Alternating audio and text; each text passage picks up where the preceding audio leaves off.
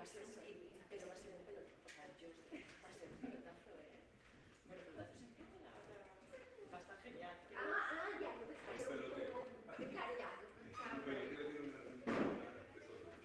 No, pelotazo de escribir todas. Un petardo, vamos a hacer como... No, va a ser genial, Pero si yo estoy debajo de la mesa y vosotros estáis ahí moviendo, no tiene sentido que lo hagan todo. No, ya no ponemos la realidad de las tres universidades, que además implica el contra, ¿no? Se van a ver reflejadas, claro.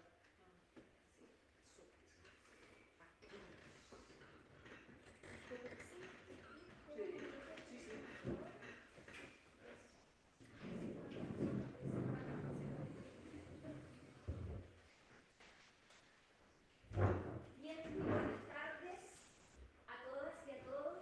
Bienvenidos a este diciembre caluroso, pero va a ser muy interesante con la entrada que tenemos del grupo. Solamente para introducir brevemente de lo que se trata este taller, que hemos colocado como de inclusión y transversalización del enfoque. Ya, por el Zoom. Bien. Dado que estamos transmitiendo por el Zoom, entonces voy a partir de nuevo. Muy buenas tardes a todas y a todos.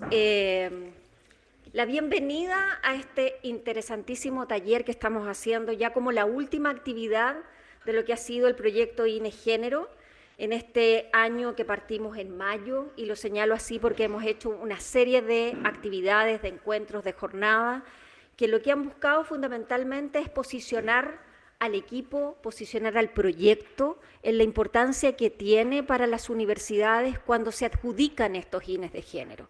Es pensar desde el género, hacernos cargo de los objetivos que hemos puesto y empezar ya a colocar en nuestras palabras, en nuestros discursos cotidianos, qué significa asumir este desafío de transversalizar la perspectiva de género.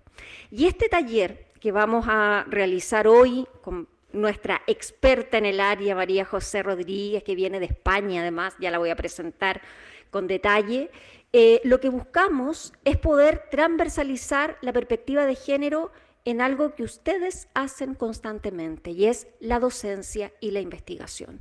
Qué importante es y cómo nos marca una diferencia investigar, pero incorporando el enfoque de género. ¿Por qué nos sirve? ¿Para qué nos sirve? ¿Cómo nos interpela como investigadores e investigadoras? ¿Qué significa poner el enfoque de género en todo el proceso de la investigación? Y por lo tanto, ¿qué ganamos? ¿Qué observamos? ¿Qué nos devela el enfoque de género en los resultados que vamos a obtener en esa investigación? Y no solamente quedarnos en el proceso de producir conocimiento científico, sino que también cómo comunicamos ese proceso, cómo comunicamos esos resultados. Por eso es que este taller lo hemos denominado Inclusión y Transversalización del Enfoque de Género en el ámbito I+D, pero también I+E en la Universidad Bernardo O'Higgins. Y precisamente la idea es volcarnos con una serie de preguntas que lo que buscan fundamentalmente es orientar el debate en estos 3 días. Y digo debate porque María José, de una manera muy estratégica, nos ha dicho no solo la teoría, sino también lo que significa el hacer práctico. Y el hacer práctico, para quien hace docencia y para quienes investigamos, sabemos que es lo fundamental. Cómo bajamos ese concepto, cómo bajamos las definiciones a lo práctico, cómo construimos una pregunta con enfoque de género, cómo miramos que nuestros objetivos no pierdan ese enfoque, cómo todo el proceso debe nutrirse de la riqueza del enfoque de género. Y en base a eso las preguntas tienen que ver con ello. ¿Cómo lo hacemos? ¿Para qué lo hacemos? ¿Qué ganamos? ¿Y cómo comunicamos los resultados? Y para ello hemos invitado, y yo le agradezco en forma personal, a María José, quien ha viajado desde Alicante y que además ha tomado un vuelo de Alicante a Madrid y de Madrid a Santiago, exclusivamente para acompañarnos a las académicas, investigadores de la UBO, pero también señalar que en el contexto del viaje de María José y de las estrategias que nos pone para el trabajo en conjunto de lo que significa cuando ANIT está poniendo recursos públicos para inyectar a las universidades a tomar este desafío y hacerlo en la práctica, es que María José nos aconsejó no solo hacer algo en la Universidad Bernardo O'Higgins, sino que la Universidad Bernardo O'Higgins genere redes de trabajo y de comunicación con otras universidades, privadas y públicas. Por lo tanto, parte de este taller va a ser sistematizado junto a las actividades que María José va a realizar con la Universidad de Chile y con la Universidad de Arturo Prat. Tres universidades que forman parte de la red INEGénero, que la red en este momento concentra 28 universidades, y vamos a estar pensando en conjunto cómo investigar con perspectiva de género, cómo hacer docencia con perspectiva de género. Y lo que salga de este taller, la sistematización que como universidad vamos a hacer, que la Universidad de Chile hará lo propio y lo mismo la Universidad Arturo Prat, vamos entonces en un trabajo de equipo colaborativamente a armar un manual, una guía práctica de cómo investigar. Y que esa guía sea parte del debate, de las discusiones que van surgiendo en estos talleres, pero también en la Chile, en la Universidad Arturo Prat, y con la asesoría técnica de María José, que seguramente va a salir un excelente guía o documento de trabajo. Un documento de trabajo que no solamente va a quedar para la Universidad Bernardo O'Higgins, para la Universidad de Chile y para el Arturo Prat, sino un trabajo que queremos que sea fruto para toda la red e incluso más aquellas universidades que todavía no se han adjudicado estos proyectos pueda hacer también uso de este manual. María José es doctora en Sociología, profesora titular de Sociología del Departamento de Sociología de la Universidad de Alicante, fue directora de la Unidad de Igualdad en el periodo 2012 y 2021, fue vicerrectora de Responsabilidad Social, Inclusión e Igualdad entre el 2016 y el 2021 en la Universidad de Alicante, fue responsable del diseño y evaluación del Plan de Igualdad de la Universidad de Alicante. Además, desde el 2018 al 2020 fue responsable del Grupo de Trabajo de Políticas de Género de la Conferencia de Rectores de las Universidades Españolas. Desde el 2012 hasta el 2019 coordinó la Red de Investigación en Docencia Universitaria y además coordinó el Portal Digital de Recursos Docentes con Perspectiva de Género en Docencia Universitaria y también coordinó la Guía de Recomendaciones para la Inclusión de la Perspectiva de Género en la docencia universitaria y la guía para una orientación universitaria igualitaria. Ha impartido cursos de especialización para la incorporación de la perspectiva de género en la investigación y la docencia universitaria en la Universidad de Alicante, en la Universidad de Barcelona y en otras universidades europeas, así como también ha recorrido parte de nuestras universidades en Chile. Sin duda, la presencia y el acompañamiento de María José nos da una gran oportunidad importantísima y muy significativa para pasar no solo de la teoría, que siempre es necesaria y nos recuerda nuestras bases para partir la investigación, sino también en el quehacer práctico. Muchas gracias, María José, y te recibimos con un lindo sol aquí en esta parte del mundo. Gracias. Bueno, pues no. Siempre pienso, cuando tengo un micrófono en la mano, me veo un poco Rafaela Carrà y me da así como una vergüenza enorme, ¿no? Prefiero estar así. Tengo la presentación. ¿Puedo poner por favor, la del PowerPoint?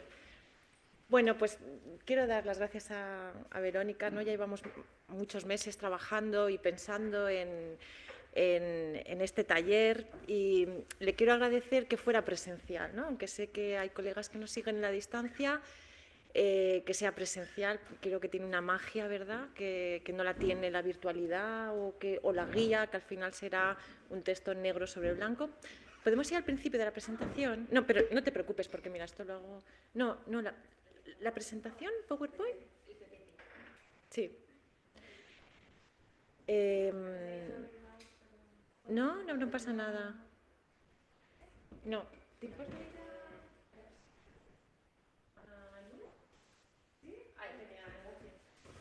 ¿Y al inicio? Bueno, pues me encanta, ¿no? Me encanta la investigación, me encanta la docencia y me encanta la presencialidad y poder interactuar, ¿no? Creo que las caras son las mías, que soy muy expresiva, pero también las de la gente, ¿no? Con la que comparto la sesión. En realidad, escuchando un poco a Verónica, pues al final os voy a presentar mi forma de vivir en la comunidad científica, ¿no? Cómo veo yo el sistema científico por estos más de 12 años en la gestión universitaria, que te da también otra mirada, ¿no?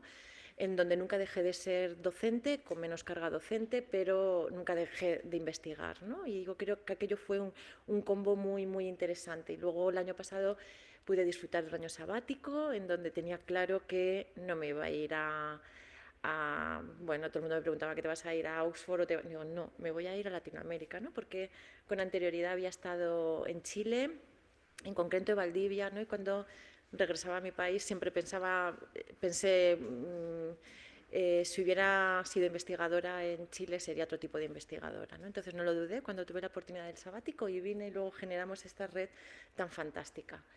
Bueno, entonces soy socióloga, pero una formación muy cuantitativa, entonces una mente más cuadricular, si cabe, ¿no? Y cuando empezamos a trabajar hace ya más de una década en esto que es la perspectiva de género en la docencia y en la investigación, era como que sí, la teoría estaba muy bien, ¿no? Pero hay que aterrizarla y hay que llevarla a la práctica, ¿no? Y os voy a contar en cierto modo el camino que recorrimos, pues mucha gente en España, ¿no? Se me pone la piel de gallina. Y es nuestro camino muy contextualizado, ¿no? En España, en Alicante, una universidad mediana, y en el contexto europeo, que prácticamente hablamos de políticas, cualquier tipo de políticas, y en particular las de igualdad, y como veréis hay un pozo de transferencia de políticas desde Europa a los Estados miembros muy importante, ¿no? Entonces, vaya de adelantado este contexto y me sumo a la invitación de Verónica, ¿no? De que la futura guía, ¿no? O manual, como a lo mejor manual es muy pretencioso, ¿no? Una guía se sumen cuantas más voces de la comunidad científica chilena mejor, ¿no? Para que le dé la idiosincrasia propia de esto que me hizo volver en mi año sabático y que yo veo que es diferente, muy singular y muy interesante, ¿no? Bueno, pues esto es poco mucho de lo que os voy a hablar, muy en mi contexto. Pero en España decimos, no sé si se dice en Chile, ¿no? Cuando veas las barbas de tu vecino mojar, pues las tuyas a remojar. Y cuando hay un camino recorrido, bueno, pues veamos qué es lo que se puede traer en este concepto más amplio de transferencia de políticas, ¿no? También quisiera decir que en Europa llevamos desde la década de los 70, 80, implementando inicialmente los países nórdicos, ¿no? Implementando políticas de igualdad y recientemente, ahora que se empieza a evaluar el impacto detrás de la pregunta de por qué tantas décadas haciendo este tipo de iniciativas y hemos avanzado tan poco, ¿no? Bueno, pues se ha cuantificado que prácticamente el 80% de las medidas que habíamos introducido en nuestros planes de acción han contribuido, voy a ser muy generosa, bastante poco, por no decir nada, a avanzar, ¿no? Y entonces, si ya sabemos que ese 80% durante más de 4 décadas no ha servido para mucho, bueno, mejor conocerlo, ¿no? Para obviarlo y no ir acelerando procesos de cambio. Mirad, yo os quiero hablar de estos 3 focos fundamentales, ¿no? Una primera parte que es introductoria. Yo algunas veces, quizás yo me veía al principio como pollo sin cabeza, ¿no? Íbamos, ¿qué hacemos? ¿Qué hacemos? ¿Qué hacemos? No sabíamos mucho, entonces luego estuve en la gestión y veía que eran cuestiones, lo asociaba mucho al cuento del traje nuevo del emperador, ¿no? Nos poníamos un traje, pero verdaderamente estábamos desnudas o desnudos, porque no había esencia, no había base, ¿no? Y creo que esta parte, que es muy breve, es fundamental. Y somos autodidactas, investigamos a partir del método científico que vamos conociendo en el contexto de nuestras disciplinas, vamos adquiriendo experiencia investigando, ¿no? Y ahí hay una parte autodidacta muy importante. Por lo tanto, esas pinceladas me parece que son básicas, sobre todo para saber qué no es la perspectiva de género, ¿no? Y poder entender algunos puntos, ¿no? O algunos indicadores que se tienen en cuenta, que son criticados quizás porque no hemos hecho suficiente pedagogía, ¿no? Y ahí también, en base a esa experiencia, también me voy a centrar. Bueno, ¿qué es? ¿Cuál es el enfoque? Hay muchas formas o distintas formas de incluir la perspectiva de género en la investigación y en la docencia. Yo me voy a centrar en la investigación y la transferencia, pero voy a adoptar uno que es el que parece que nos dicen, ¿no? Que nos lleva a la mejor ciencia, ¿no? Que es el enfoque transversal o la transversalización. Y después voy a efectos didácticos, ¿no? Voy a dividir la presentación de qué es esto de incluir la perspectiva de género en la investigación en dos grandes bloques, la parte de preguntas de investigación y respuestas de investigación. Y en torno al método científico, que es un procedimiento muy sistemático, vamos a ubicar todas las etapas para ir haciéndoles ese recorrido, ¿no? Las presentaciones las vais a tener, vamos a disfrutar, no sé hasta cuánto, ¿no? Pero las vais a tener, con lo cual, bueno, y las referencias también, porque tenéis las presentaciones en las referencias completas, pues en España diríamos es tener un tío en Albacete, no tienes tío, no tienes nada, ¿no? Os lo voy a dar todo y Verónica os lo facilitará o me escribís y encantada también estaré con vosotros. Bueno, en este primer punto, estos son los seis apartados, ¿no? Que es el principio de igualdad de oportunidades y, en concreto, en la investigación. Me parece muy importante, y esto lo vamos a ver muy rápido, pero recordarlo porque a lo largo de las presentaciones va a estar como fondo. La universidad es una institución de género, ¿de acuerdo? Y algunas de las medidas que no se entienden o que se critican de una forma también vacía, a mi modo de ver, tienen que ver con esa visión que tenemos de la universidad. En concreto, qué sesgos de género se han identificado en la investigación de forma general. Quienes hacemos investigación sabemos que la palabra sesgo es como el coco, ¿no? Que viene el sesgo, ¿no? También hay otros tipos de sesgos. ¿Qué es la perspectiva de género en la investigación en concreto? ¿Qué es necesario hablar de las aportaciones, ¿no? Desde las epistemologías feministas, también de una forma muy, muy rápida, lamentablemente, y qué beneficios, por qué hacer todo este trabajo, por qué pensar investigación con enfoque de género, es una moda o verdaderamente contribuye a hacer mejor ciencia, ¿no? Contribuye a tener conocimientos más sólidos en aquellas líneas de investigación en donde cada cual trabaje. Y además, caramba, va a resultar que además contribuye a mejorar pues, la democracia, ¿no? La paz, el desarrollo social en nuestros respectivos contextos. ¡Wow! ¿No? Parece que me emociona mucho el taller, ¿no? y los propios contenidos, porque es una iniciativa absolutamente transformadora. Me muevo mucho, espero que la gente que nos sigue... Bueno, vamos al principio. ¿Qué es el principio de igualdad?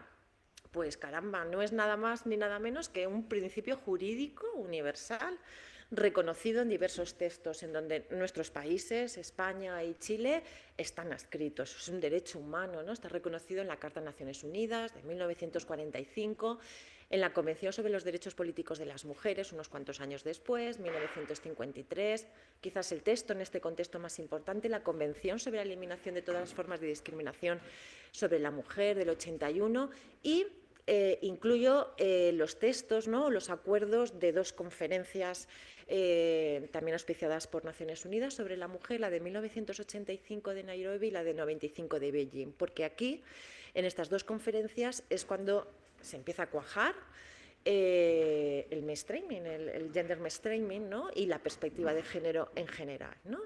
Bueno, es, como sabéis, la Agenda Actual, ¿no? de Desarrollo Sostenible 2030 considera un objetivo particular. El objetivo es el 5, ¿no? Y el 4 es educación. Fijaros, guau, ¿no? Pero es que además Naciones Unidas ha considerado estos dos objetivos de los 17 como objetivos palanca, es decir, cualquier avance que se produzca en estos dos objetivos, formación, educación e igualdad, desencadena y acelera procesos de cambio en los otros 15 objetivos de desarrollo, ¿no? O sea, son objetivos palanca. Estos textos consideran la igualdad de género como un elemento base y fundamental para el desarrollo de la justicia, la paz y de nuestras democracias, ¿no? Y en general del bienestar.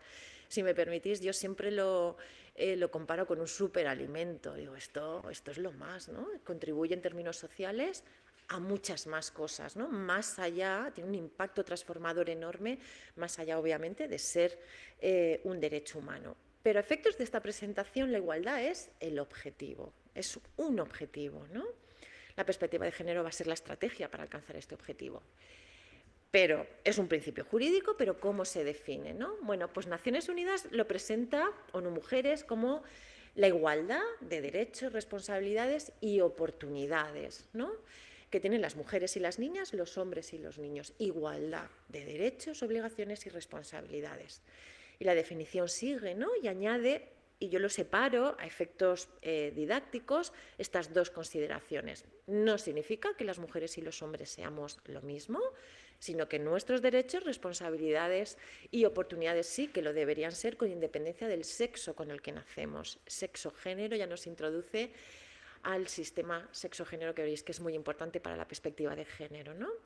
Y sabemos que los distintos contextos sociales otorgan oportunidades diferentes en función del sexo, ¿no? Porque definen identidades, relaciones y roles, ¿no? Según el sexo con el que nacemos, ¿de acuerdo?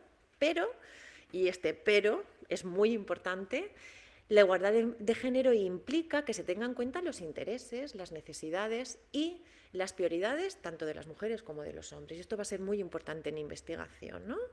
Para hacer una investigación con perspectiva de género que contribuya a ese objetivo, ¿no?, de igualdad, vamos a tener en cuenta, pues, o deberíamos tener en cuenta, los intereses, las necesidades y las prioridades, sus expectativas. Y veréis que además aquí es donde está la ventana de oportunidad en muchas líneas de investigación tremendamente consolidadas, ¿no?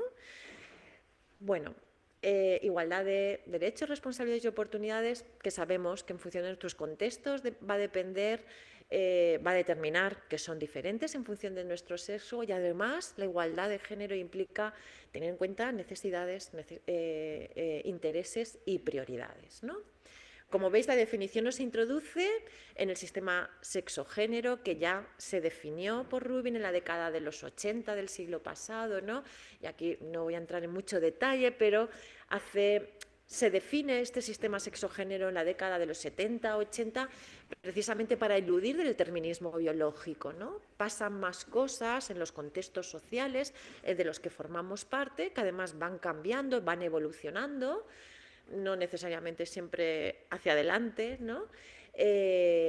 Más allá de lo que es el sexo, ¿no? Esa asignación biológica que nos viene asignada, ¿no?, cuando nacemos. El género es una construcción social, cultural, y que va a diferir. El género, cómo lo vivimos y lo definimos en Chile y en España, a pesar de tener muchos nexos y puntos de unión, es diferente, y por supuesto es diferente a cómo lo viven en China o los países nórdicos europeos, ¿no? Por eso hablo de lo necesario de una guía de investigación muy contextualizada, ¿no?, en el contexto, en el hoy, en el ahora chileno, y por supuesto que tenga en cuenta su productividad científica. Bueno, es una herramienta, es un instrumento teórico conceptual, ¿no?, que nos permite y que contribuye a explicar las desigualdades que en todos los ámbitos, un importante número de ellos, de la vida social, experimentan las mujeres. Fundamentalmente las mujeres, aunque no siempre. También voy a poner ejemplos en investigación, ¿de acuerdo? Las dimensiones tradicionalmente y nuevamente a efectos didácticos, diferenciamos tres dimensiones: las normas de género, esas reglas habladas, ¿no?, y compartidas, las definiciones sociales de lo que define a un hombre y a una mujer, lo masculino y lo femenino, de lo que se espera, ¿no?, que hagamos y que no hagamos, y que incluso nosotras y nosotros, hombres y mujeres, nos imponemos, ¿no?, y que determinados espacios muchas veces nos asfixian para mostrar, ¿no?, otras expectativas, otros intereses o otras necesidades de las que supuestamente en nuestro contexto social nos atribuye.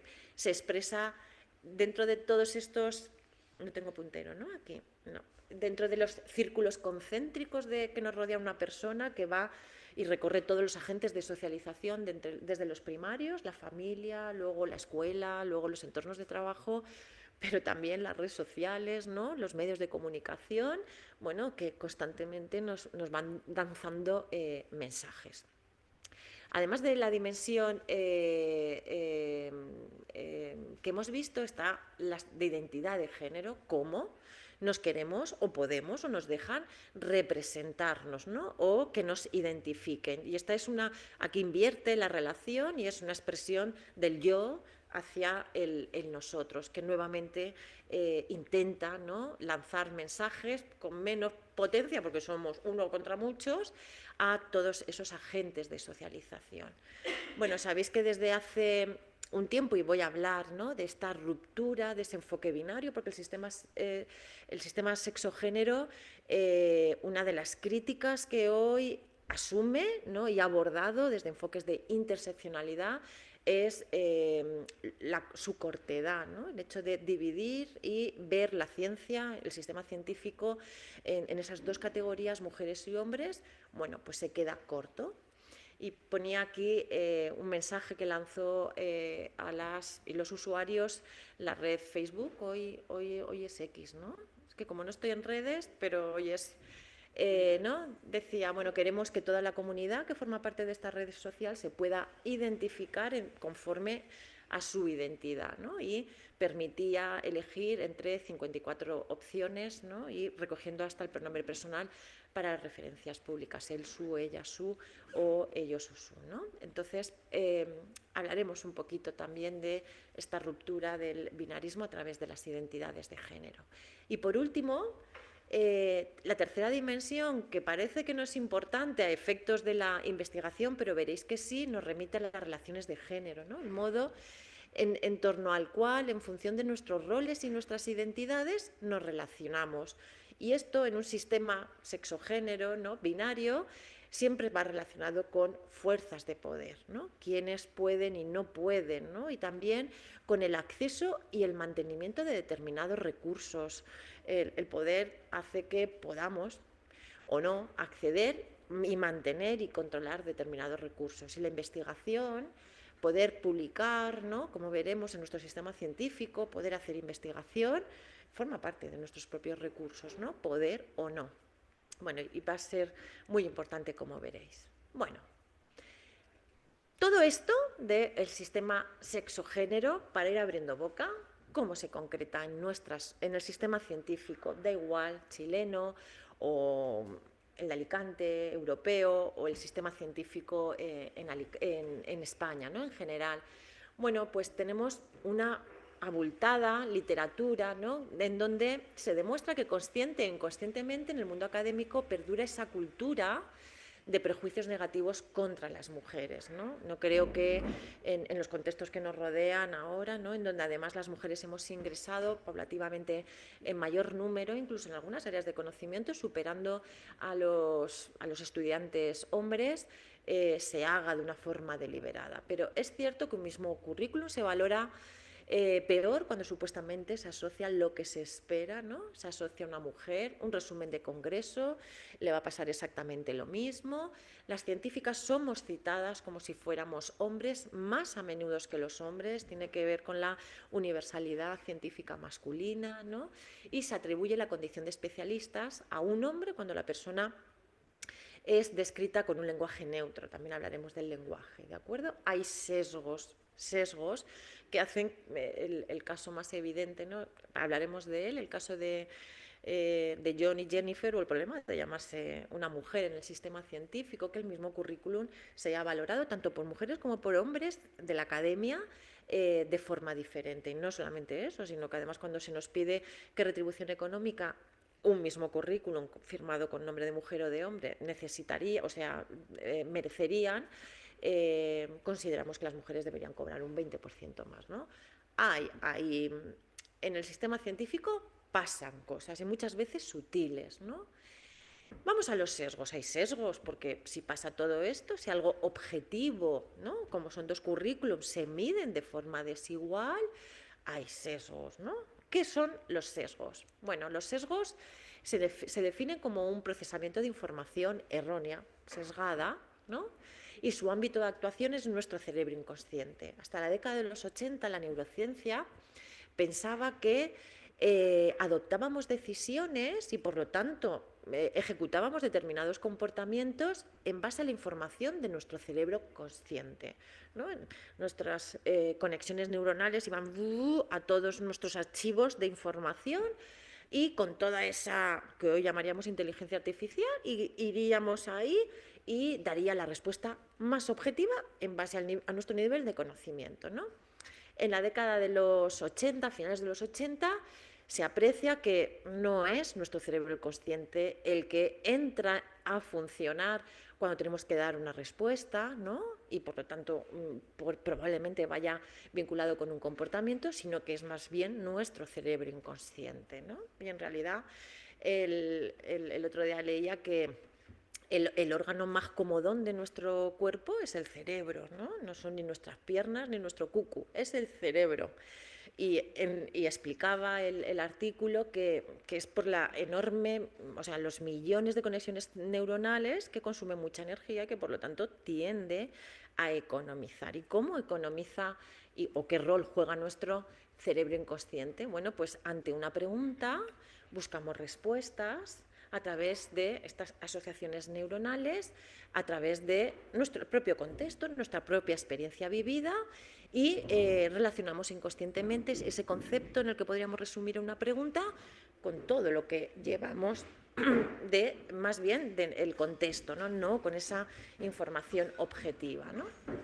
Los sesgos actúan como atajos cognitivos y nos pueden engañarnos, ¿no? Hay autoras que lo han definido como parásitos mentales. En esto de la carrera rápida, ¿no? De buscar una respuesta en nuestro cerebro inconsciente, pues va arrastrando a esos parásitos que forman parte de nuestra experiencia, que si tenemos en cuenta todos nuestros agentes de socialización que nos dicen cómo nos debemos comportar, incluso cómo pensar, bueno, pues van ahí acumulándose bastantes parásitos, ¿no?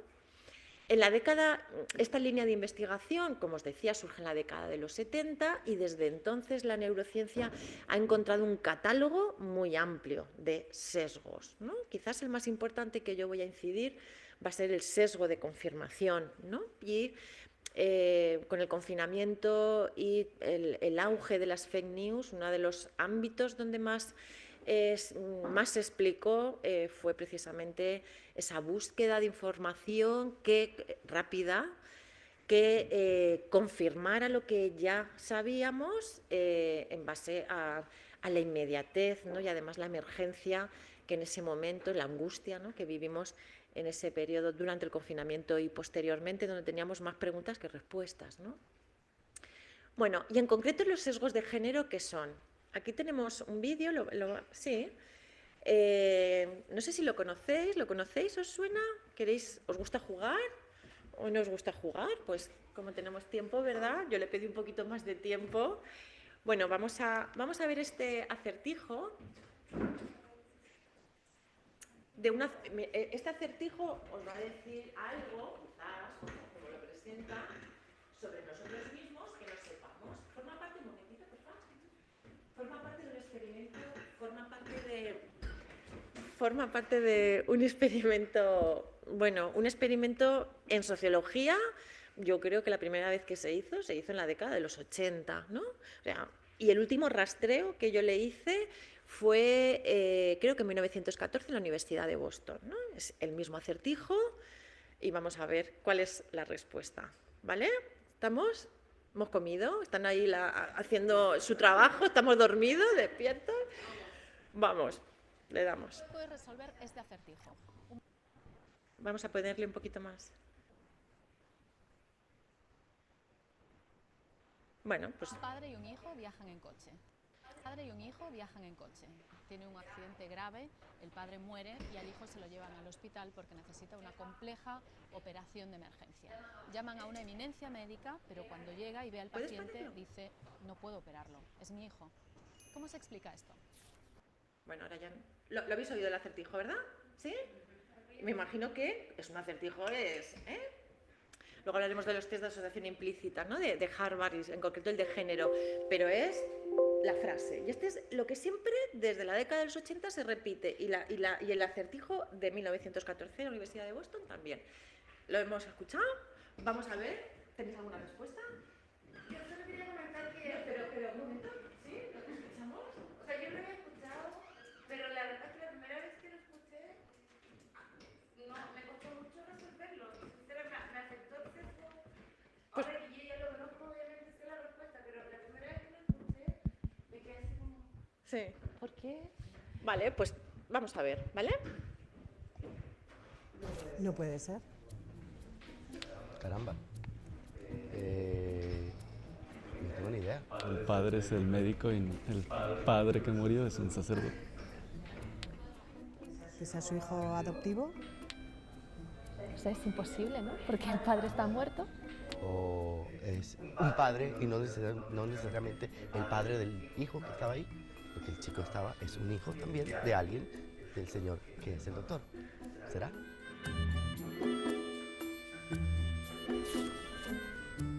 Este gesto de parar y pensar. El médico es la mamá del hijo. La mamá es cirujano. Claro. Porque como dijimos, doctor, una evidencia médica, es verdad, es cierto. Ah, claro, podría ser. No sé, de repente lo asocias de primeras a un hombre en vez de a una mujer, cosa que es absurdo, ¿no? Qué horror. Wow, sí. Oye, qué fuerte, ¿no? Pero esto le pasa a más gente. ¿Cómo somos, eh? Es la cultura. Nos lo tienen, pero bien machacado. Nos va a faltar mucho tiempo hasta que podamos cambiar, ¿no?, esa mentalidad. Pero llegará. Si no se te ocurrió pensar que la eminencia médica es una mujer, no eres el único ni la única. Lo que nos pasa a muchos hombres y mujeres se llama parcialidad implícita. Cuando somos niños, nuestro cerebro inconsciente aprende de lo que nos rodea y establece conexiones neuronales entre distintos conceptos. En este caso, entre ser hombre y ser una eminencia médica. Esas relaciones, aunque tienen un origen cultural, se vuelven parte de un proceso automático que además nos acompaña toda la vida. Y por eso, hasta las personas más feministas pueden dudar a la hora de tratar de resolver este acertijo, porque nuestro cerebro inconsciente puede contradecir los valores en los que firmemente creemos, como la igualdad de género. Sí. Bueno, esto es un sesgo de género, ¿no? O sea, asociaciones de eminencia médica y nuestra cabeza nos va a un hombre, lo asociamos con un hombre.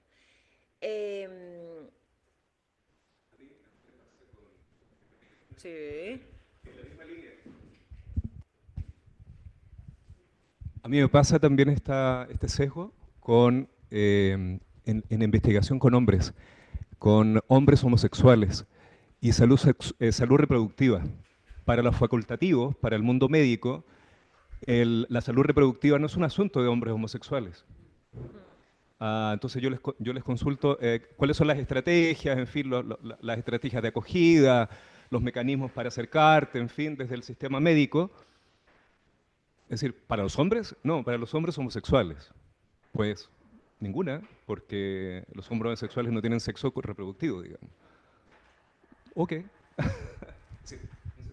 Sí, es decir, tenemos una serie de sesgos que van con nosotras y con nosotros, ¿no?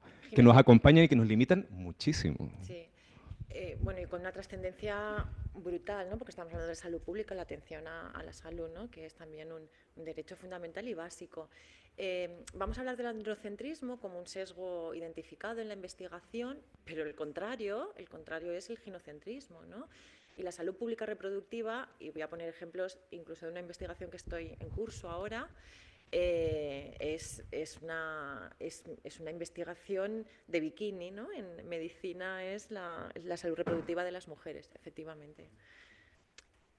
Hablaremos, me encantan este tipo de ejemplos, ¿no? que rompen con ese binarismo de investigar no es hablar de mujeres, investigar con enfoque de género tiene muchísimo recorrido, ¿no? Bueno, pues como os decía, en la Universidad de Boston, estudiantes de pedagogía en 2014, el 86% no lo resolvió, ¿no? Este es el último rastreo que yo le he hecho. Los sesgos, en general y en particular los sesgos de género, los definimos como las acciones, pensamiento y toma de decisiones basadas en el género que, en torno a creencias compartidas sobre las características que definen a las mujeres y a los hombres, prescriben comportamientos deseables para cada sexo, moldean las creencias tanto sobre uno mismo, sobre nosotros mismos, sobre cómo y los demás, ¿no? Y favorecen a un género sobre el otro, habitualmente a los hombres y los niños sobre las mujeres y las niñas. Esta es la definición de sesgo de género, ¿no?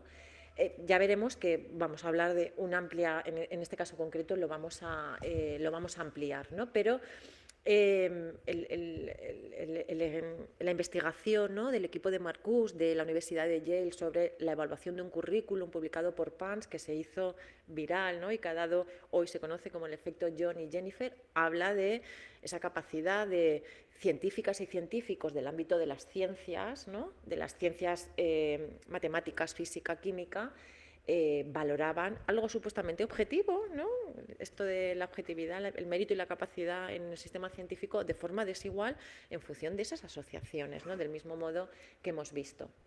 Los sesgos de género se originan en la infancia, ¿no?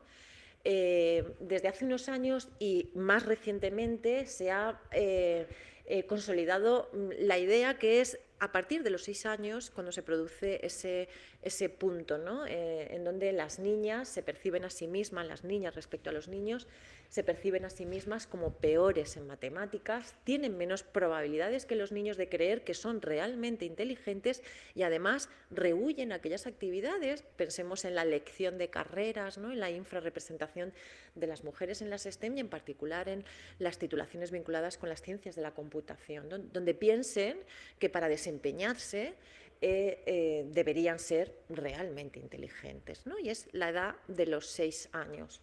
La neurociencia, voy a hablar de un libro a lo largo de la presentación, para mí muy interesante, ¿no? La neurociencia ha venido subvertiendo algunas de las ideas, ¿no?, que venían explicando estas desigualdades en función de las desigualdades en el cerebro, ¿no?, entre mujeres y niños. Ya sabéis que históricamente, aunque no es así, las mujeres tenemos un cerebro más pequeño y como teníamos un cerebro más pequeño, pues se ve que nuestra materia gris era más pequeña y por lo tanto éramos menos inteligentes, ¿no? Bueno, pues son esas ideas que Gina Rippon habla del topo, ¿no?, del juego del topo, que van surgiendo a pesar de que ahora estén ampliamente superadas, ¿no? Bueno, vamos a... ¿sí? ¿Podemos ver? Se originan en la infancia, ¿no? A los 6 años se produce ese trueque y mirar.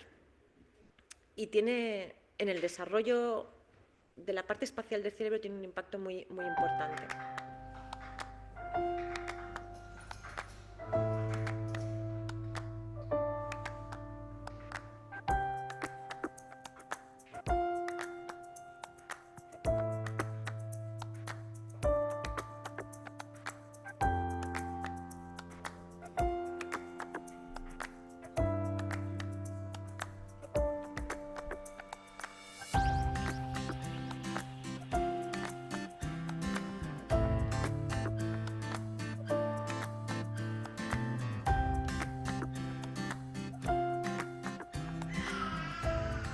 Look at this. Look at this. Do you like a dolly? Should we go for the dolly? There's a good girl. You're a good little girl, aren't you, Sophie? Look, what does this say? Sweet dreams. Sweet dreams. Ooh, look at this, Sophie.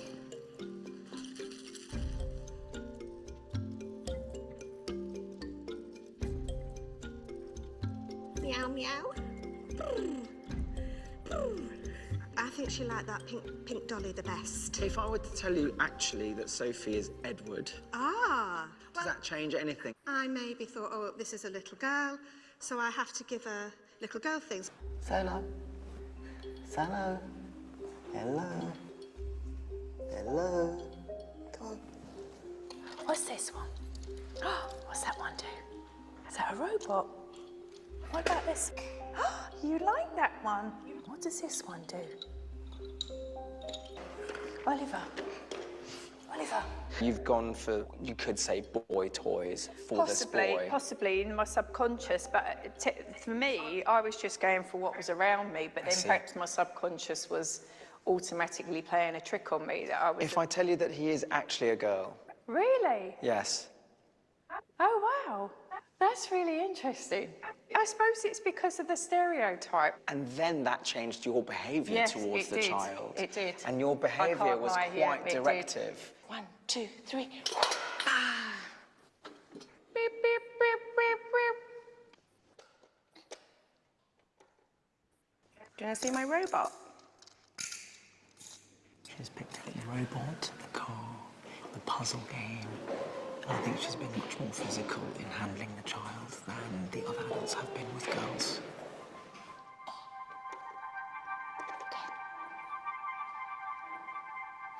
That really astounded me because I thought that I was somebody that had a really open mind. I was surprised, so I automatically went for the pink fluffy toy because I said it was a girl, so I was sort of stereotyping.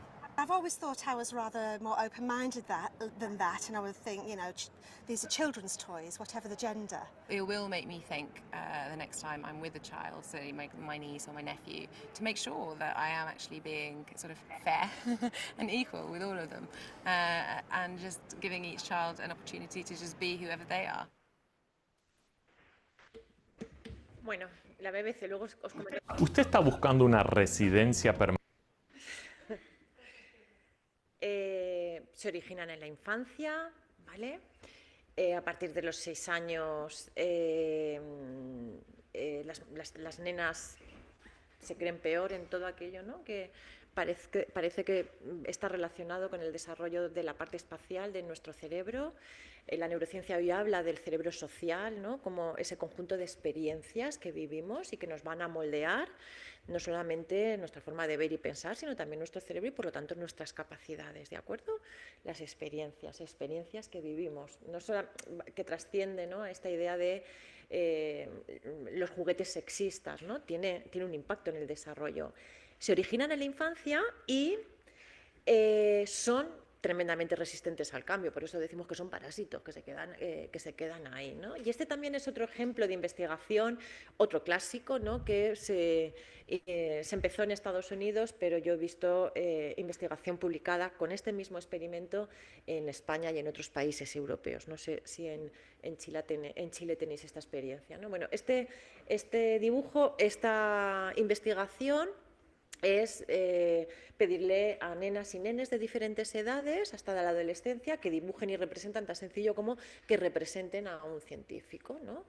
Bueno, pues este artículo de 2018 lo que hace es un metaanálisis de los resultados de distintas décadas, en este caso de 5 décadas, y concluye que a medida que han ido pasando las décadas, las niñas y los niños dibujan a más mujeres como científicas, pero esta profesión, en el ámbito científico, continúa estando vinculado con los hombres y además se incrementa con la edad, ¿no? Los más peques parece que sí que representan más, no recuerdo el porcentaje, tampoco era algo así como de escándalo, ¿no? Pero ya no se representa exclusivamente, ¿no?, con un cuerpo de hombre o algo que se le pudiera parecer. Y vamos a ver el último vídeo.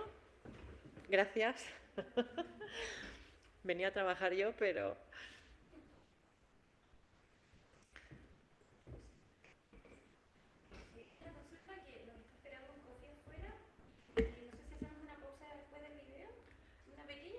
Sí, más o menos sí.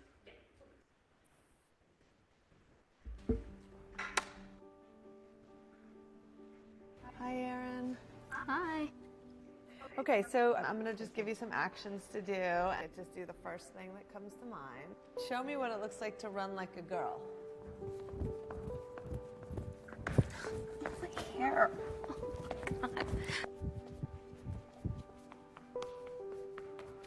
Show me what it looks like to fight like a girl.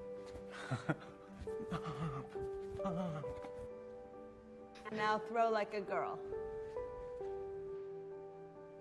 Aw. My name is Dakota, and I'm 10 years old. Show me what it looks like to run like a girl.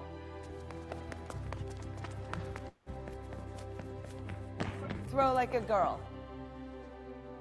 Fight like a girl. What does it mean to you when I say run like a girl? It means run fast as you can. So do you think you just insulted your sister? No. I mean, yeah, insulted girls, but not my sister. Is like a girl a good thing?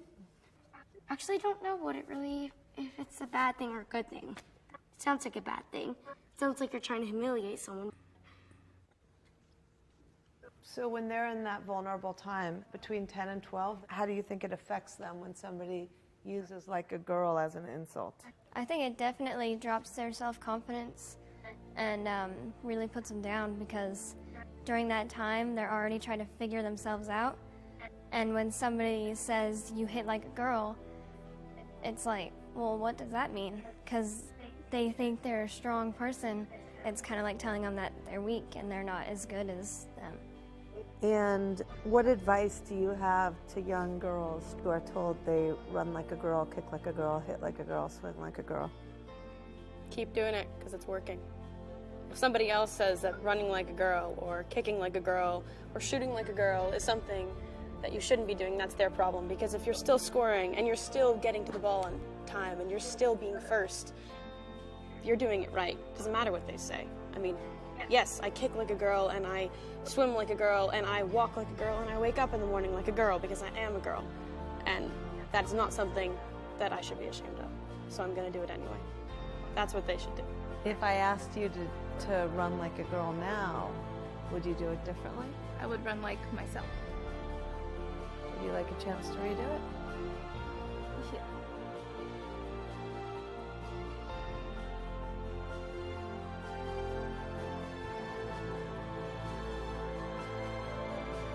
Why can't run like a girl also mean win the race? Con Dakota, bueno, 3 vídeos, ¿no? Para, quizás para mí, yo no voy a descubrir nada del método científico que no sepáis, veréis que no, nada, para mí el nudo gordiano de cualquier política, ¿no? De implementar la perspectiva de género es precisamente resetearnos, ¿no? Y ser conscientes de nuestros propios sesgos, porque el más importante de todos ellos, como os decía, hay un inmenso catálogo de sesgos, es el metasesgo, ¿no? Es decir, no ser conscientes de que tenemos nuestros propios sesgos, ¿no?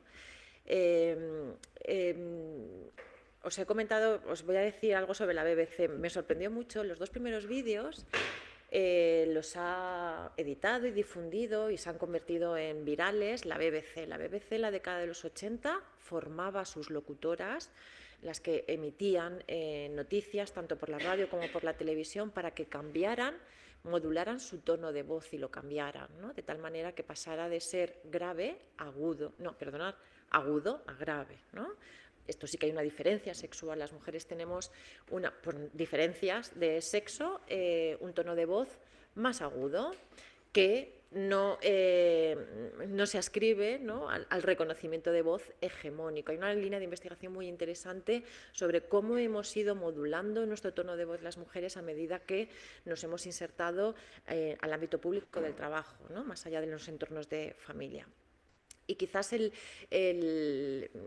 la noticia que a mí más me impactó, ¿no? Fue que Margaret Thatcher, cuando su biógrafo publicó la vida de Margaret Thatcher, reconoció que cuando ya ganó las primeras elecciones, en 1979, ella había cambiado su tono de voz yendo a clases con el preparador de voz del Teatro Real, ¿no? de Londres. Hay un importante, ¿no? La BBC, como muchísimos, ahora la BBC como muchísimos organismos internacionales y este curso también, ¿no?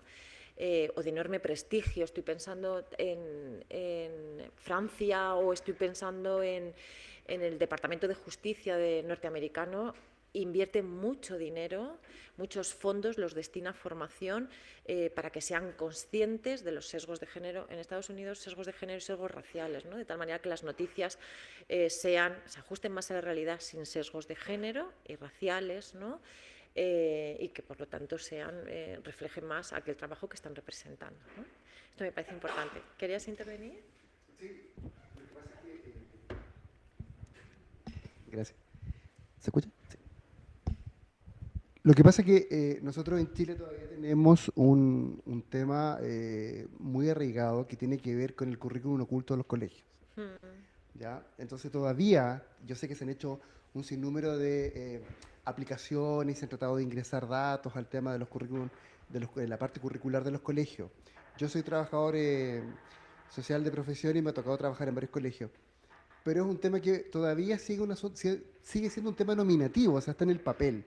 Pero en la práctica todavía no se realiza como tal, o sea, todavía gran parte del patio está designado para que los chicos jueguen a la pelota y si te queda un espacio las niñas pueden participar de alguna actividad, Todavía si un niño se cae, le empiezan a gritar niñita, o sea, siempre desde el marco de la debilidad más que del poder soportar en el fondo. Y esto se sigue en el fondo perpetuando con la familia, que es otro tema. Y todavía se sigue perpetuando más encima el ejemplo que tú colocaste recién de Margaret Thatcher. Si tú analizas a Margaret Thatcher, a la ministra alemana hace poco, recuerdo en ese momento, Merkel, Angela Merkel, y si mira a Bachelet, todas tienen características. Primero, todos usan trajes, ninguno usa vestido. Todos usan pelo corto, ninguno usa pelo largo. Tienen que tener un cuidado absoluto con el maquillaje que llevan. O sea, las uñas de cierto largo. Y no tiene que ver un tema protocolar, tiene que ver un tema de masculinizar la imagen para ser creíbles en el medio. Entonces, creo que hay un tremendo trabajo por medio. Esto me parece súper interesante y también me parecería mucho más interesante si esto llega a una política pública real, ¿no es cierto?, que se maneje como tal en el fondo. Yo estuve en el magíster de acá, de la UBO, él fue mi jefe. Entonces, y acá también se vivieron cosas de sesgo, y él no lo sabe.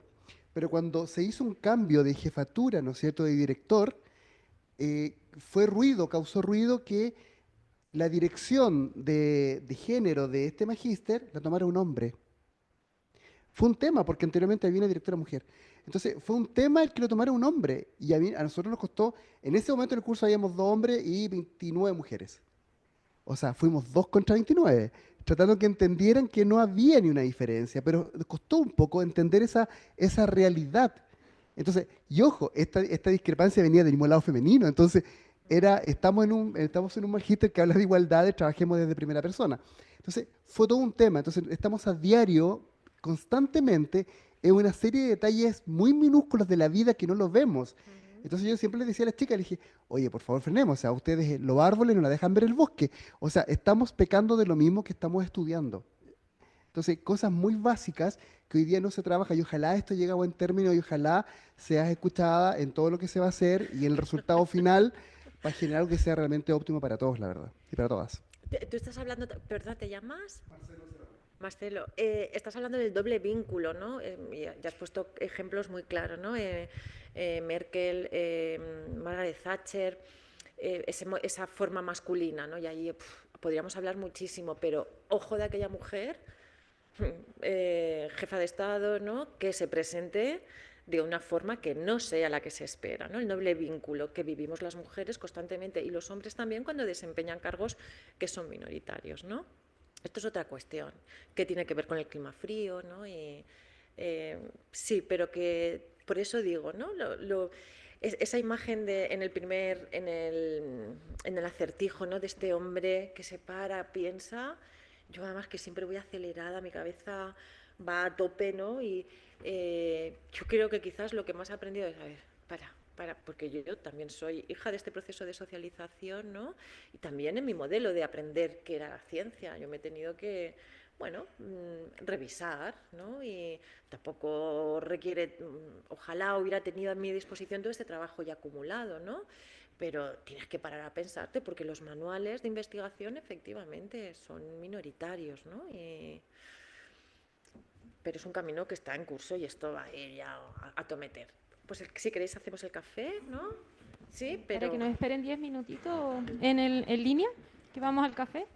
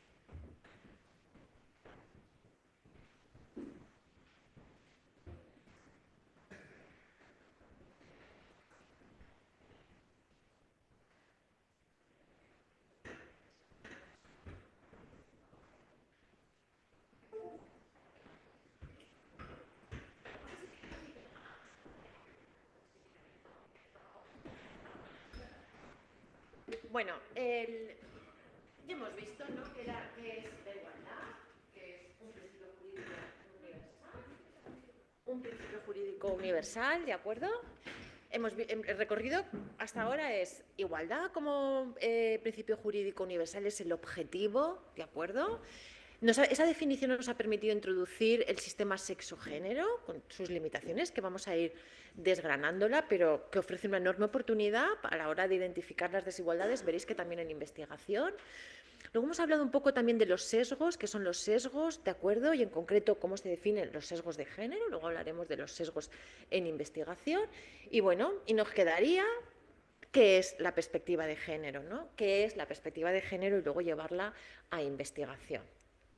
Mirad, el marco conceptual que os propongo es viejito, es de la Secretaría General de Naciones Unidas, ¿no?, Económica y Social, de 1997, y dice que la perspectiva de género es el proceso de evaluación de las consecuencias. Y esta idea va a ser muy importante, ¿no?, porque es la que sostiene un concepto que se ha ido consolidando en la última década, ¿no?, que es el de innovación de género, ¿de acuerdo?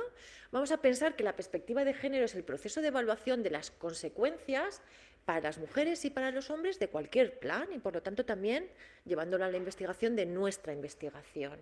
Y es una estrategia destinada a hacer que las preocupaciones y las experiencias, tanto de las mujeres como de los hombres, sean contempladas en la política. Esto era la Secretaría General de Naciones Unidas, habla y la definición que da es para las políticas públicas, ¿no? Por lo tanto, la perspectiva de género es un proceso que evalúa las consecuencias de políticas que no tienen en cuenta las experiencias y las preocupaciones. ¿Os acordáis del segundo añadido de la definición de igualdad de género?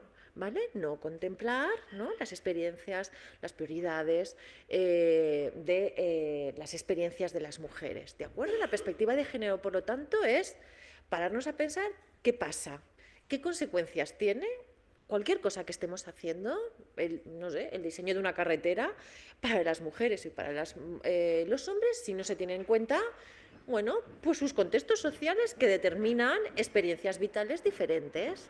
¿De acuerdo? ¿Sí? Es tan sencillo como esto. Y el objetivo que es que si vamos a hacer una carretera, invertimos un dinero, pues que sea válida, ¿no?, para las mujeres y para los hombres. Carretera, diríamos, algo neutro, ¿no? O incluso para las personas que tienen movilidad reducida, ¿no? Ahora, diseños inclusivos, por ejemplo, ¿no?, que las consecuencias de algo no impacte, el concepto de impacto es muy importante, de forma diferente, ¿no? A finales del siglo pasado, Naciones Unidas hablaba de consecuencias y hoy el término que más se utiliza es el de impacto.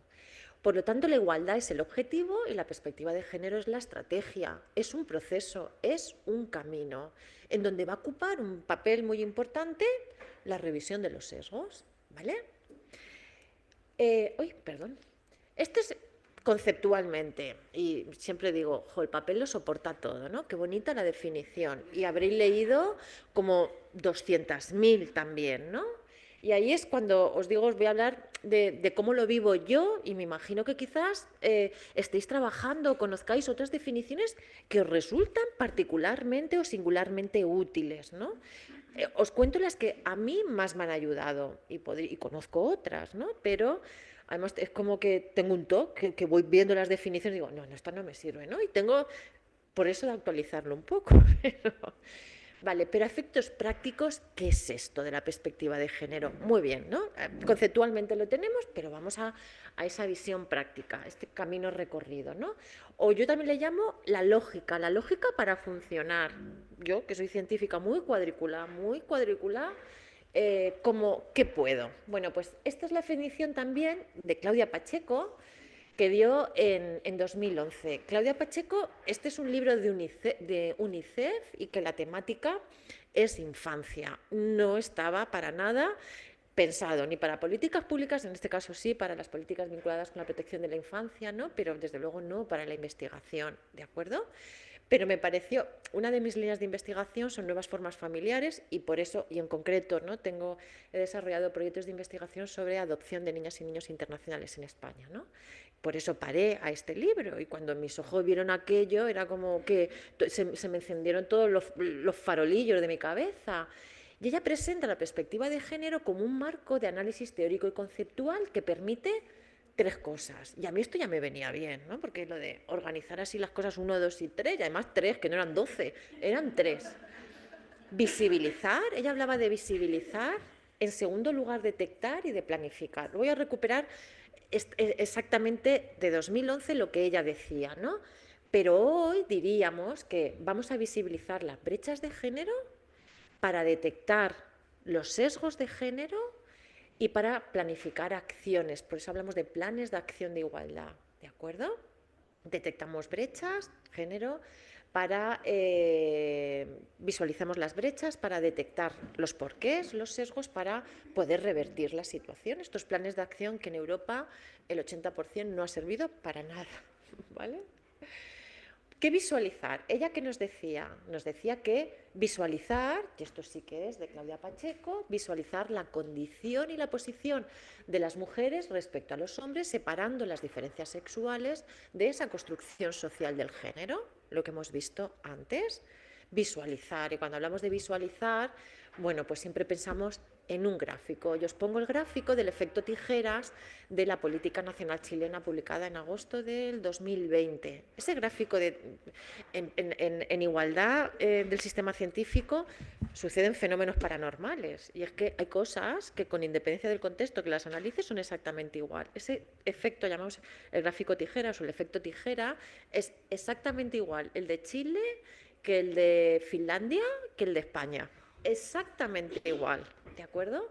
Visibilizamos la posición, cómo han ido de las mujeres respecto a los hombres, y aquí en concreto lo que nos dice es cuál es la evolución dentro de la carrera científica, el lugar, ¿no?, en términos porcentuales, en términos de estructuras que ocupan en cada una de las categorías profesionales de vuestro sistema científico, académico, las mujeres y los hombres, y cómo las mujeres ingresamos más en la universidad, pero por arte de birlibirloque, ¿no?, se va invirtiendo esa tendencia, y al final es quienes llegan, hay una brecha muy importante, ¿veis la brecha? Ese hueco, ese gap entre quienes llegan a la última categoría, ¿no?, la de mayor reconocimiento académico, pero ojo, reconocimiento académico, retribución salarial, ¿no?, reconocimiento de prestigio, ¿no?, la economía del prestigio se les denomina en las universidades, ¿no? O sea, aquí hay más que un gap muy importante. Bueno, esta es la primera fase, somos capaces de visualizar.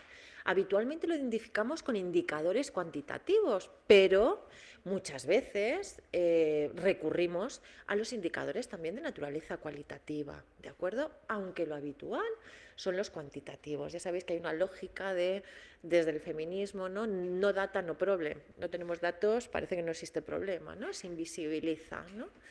De hecho, os voy a hablar de una autora que habla que el sesgo, Caroline Criado, el sesgo más importante es el del que no hay datos, el sesgo de los datos, ¿no? No hay desagregación. Por lo tanto, visualizamos. Y siempre me gusta utilizar algo tan sencillo, podemos visualizarlo de muchas maneras, ¿no? Hay quienes estamos muy familiarizados por mi formación, pero también por el ejercicio práctico que vengo desarrollando, antes como vicerrectora y ahora como asesoras de políticas públicas en mi país. Siempre me lo he imaginado así, ¿no?, como el test de Bechler o la norma.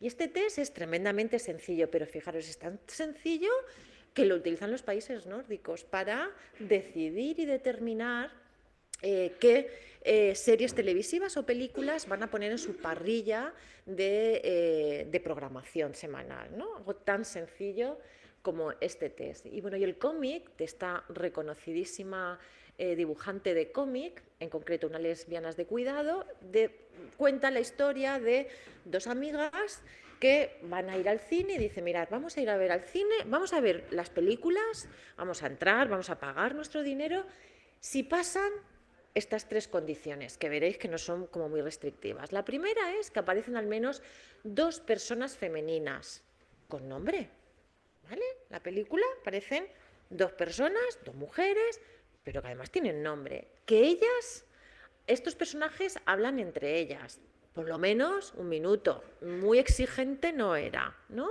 Y en tercer lugar, esta conversación no trata sobre los hombres. Estas eran las 3 condiciones que ellas se autoimpusieron para ir y pagar su entrada de cine, ¿no?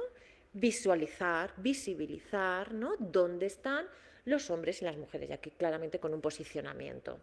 Evaluar la brecha de género, en este caso, en el ámbito de del ocio, ¿no?, en un guión de película, serie o cómic, que, por muy básico que os parezca, se viene utilizando en las semanas previas a la entrega de los premios Oscar, en donde este test se ha ampliado y entonces aparecen las clasificaciones de las nominaciones y si cumplen o no el test. Y a esta línea básica de dónde posicionamos a las mujeres y los hombres, pues hubieron añadidos, por ejemplo, se han actriz y directoras, bueno, que el 50% de las personas que trabajan detrás de la cámara sean mujeres, el 50% de los personajes secundarios sean mujeres, ya no 2, ¿no?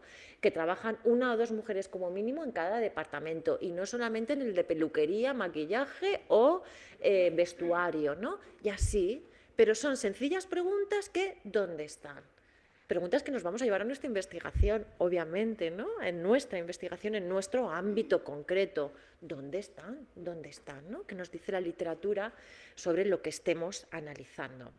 Bueno, ya que os pongo también un vídeo que lo queréis ver, es de un ranking que hicieron, no recuerdo qué entrega de premios. Bueno, imaginar que podemos visualizarlo, ya lo vemos, ¿vale?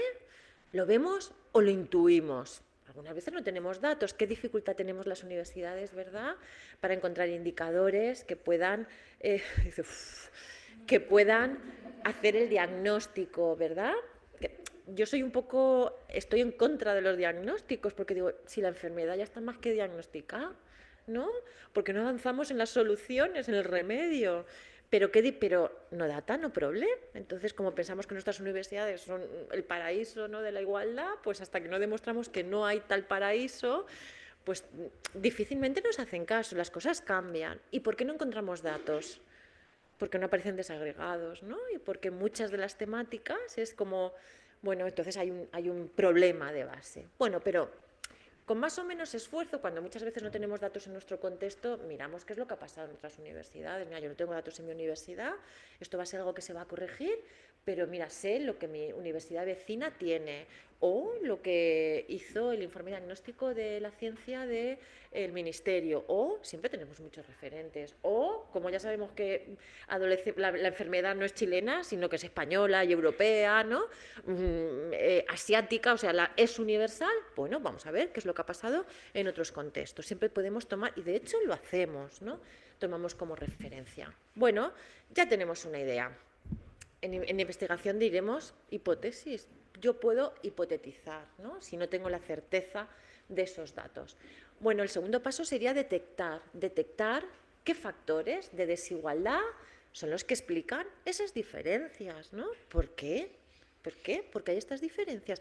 Porque no llegan más mujeres a la carrera científica, ¿no?, a la máxima categoría profesional. ¿Por qué? ¿No? Porque yo creo que los por qué nos acompañan aquí como Pepito Grillo, ¿no? Quienes hacemos ciencia, ¿por qué? ¿Por qué? ¿Y esto por qué? Cuando es algo paranormal, ¿por qué? Si lo normal, si ingresan más mujeres ya, ¿por qué? Algo pasa, ¿no?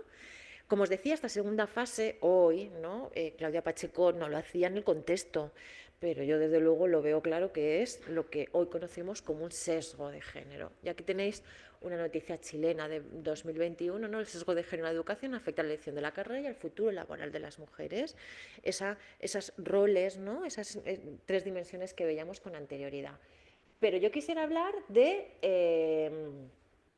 ejemplos, ¿no?, otros brechas y sesgos de género. Habitualmente visualizamos para identificar los sesgos y, por ejemplo, en esta publicación de Europa periódica cada 3 años, en donde se hace una presentación de resultados precisamente que utiliza la Comisión Europea para evaluar sus políticas públicas, cuál es el avance. Esta es la última de 2021 y entonces habla que la brecha de género entre 2013 y 2017 hubo el doble de hombres de mujeres entre los autores de publicaciones científicas, hubo el doble, visualizó, ¿no?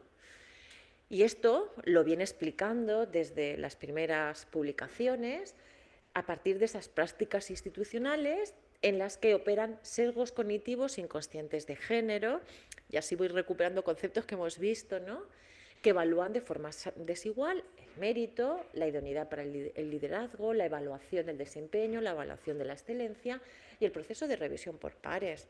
O sea, hay una crítica velada, yo diría, hoy ya desde luego, con acuerdos internacionales como el COARA, muy explícitos, ¿no? Bueno, el sesgo de género en la tubería con fugas. En las políticas de igualdad hay un patrón que no he encontrado en otras líneas de investigación, y es que se utilizan mucho las metáforas, ¿no? Y yo no encuentro otra línea de investigación donde se utilicen más metáforas. Y es que las metáforas, sabéis que es un recurso lingüístico para poder comunicar lo que es difícil de comunicar, ¿no? Y cómo lo explicas, pues la fuga, este es uno de los sesgos más conocidos. Pero también os quiero hablar de brechas y sesgos de género que hablamos muy poco y a mí me parecen muy importantes, ¿no? En concreto sobre la ética en la investigación, ¿no? Y aquí os recojo dos investigaciones publicadas en 2017. La primera nos habla de las brechas y la segunda da una explicación, ¿no? La primera nos dice que, bueno, sabéis que hay una tendencia también internacional a la ciencia abierta. La ciencia abierta, hay distintos indicadores o dimensiones de abrir el conocimiento científico entre los resultados de nuestros artículos en abierto, las bases de datos, ¿no?, pero también las revisiones que se hacen de los artículos que mandamos a publicar, ¿no? Cada vez hay más revistas y revistas ranqueadas muy por lo alto que publican de forma anonimizada las revisiones que se han hecho, ¿no? Y esto ha sido una fuente de investigación muy importante. Y se ha demostrado, esta investigación analizaba miles de estas revisiones, como son en abierto, te las puedes descargar y las puedes investigar, ¿no? Analizaron los informes abiertos de revisiones publicadas junto con el artículo y muestran que las mujeres científicas representaban el 25% de las retracciones por error honesto, y que los motivos de las retracciones diferían considerablemente entre mujeres y hombres. Las mujeres reconocemos errores en la presentación de nuestra investigación que se publica en artículo en un 25%, pero mirad qué interesante. Un 29% de las retracciones por mala conducta, mala praxis, es decir, bueno, obvio el adjetivo, ¿no? Mala conducta investigadora, en el caso de las mujeres era un 29% y en el caso de los hombres un 60%. Caramba, ¿no? Qué brecha más importante, ¿no? Esta evidencia demuestra que modelos de evaluación basados en la productividad, como mi sistema, que ahora se ha cambiado y también os quiero hablar de esta modificación muy arropada, ¿no?, por movimientos que convergen hacia la mejor ciencia, ¿no? Esta evidencia demuestra que modelos de evaluación basados en la producción científica, que se basan en el peso, en la cantidad, no equivalen a la medición del mérito, ni tan siquiera a una mejor ciencia, equivalen a lo que equivale, ¿no? Esto sería la brecha, y me parece la ética en investigación es muy importante. No solamente es cómo tratamos a nuestros informantes o a los animales en el laboratorio, es cómo gestionamos nuestros datos, ¿no? Y que luego van a tener relevancia o no para el avance en el área en el que estemos desarrollando nuestra línea de investigación. Y esta otra investigación, la de Oaklund, mostraron 121 entrevistas que hicieron en Londres y en Reino Unido y en Estados Unidos, a físicas y a físicos, donde les preguntaban cualitativamente, una investigación cualitativa, qué sentido tenían ellos de la ética profesional. Y mirad qué interesante, ¿no?